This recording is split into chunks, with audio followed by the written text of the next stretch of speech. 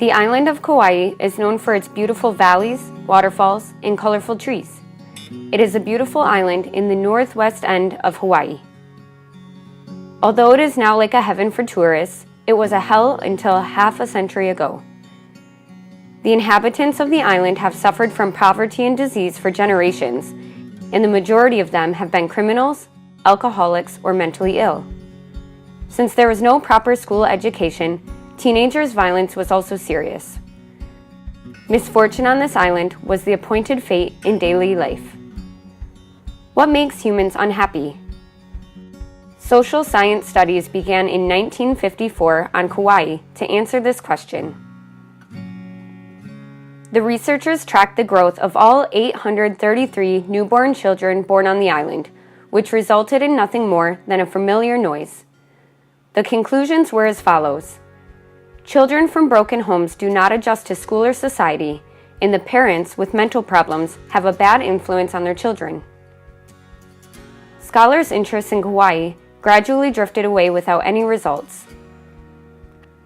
However, 30 years after the end of the study, the Kauai study was taken to a great turning point by psychologist Emmy Werner. She compiled the results of the most unfortunate 201 children on the island.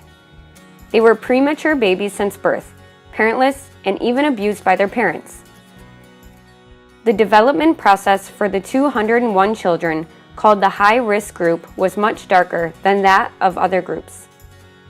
They suffered from learning disabilities, juvenile delinquency, mental illness, and premarital pregnancy.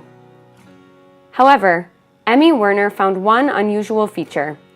Only 72 children in the high-risk group grew up well and healthy despite poor conditions. Their academic performance was different.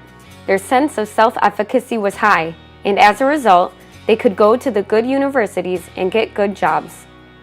It didn't make sense at all. This is unbelievable. Children in the worst circumstances grew up so well. What makes humans unhappy? Instead of finding out why, Emmy Werner looked for, what is driving human success in such a difficult situation? She focused more on the answers to this question. What was the secret of the success of 72 children in the worst circumstances? One thing that 72 children shared in common was this: a person who understands and accepts a child's position. It didn't matter whether it was family, neighbors, or a school teacher. The child grew healthy if there was only one person who offered him a hill to lean on. Faith, sympathy, and love yielded miracles. People change when one person hears and empathizes with them. Kauai, where there were no dreams and hopes. It was one person and his love that changed the island to have dreams and hopes. Tolstoy, who wrote What Men Live By, also emphasized love. It was the same for Kauai. Ask yourself this question: who is going to side with me when I'm in trouble? And am I the one who delivers love when someone is struggling?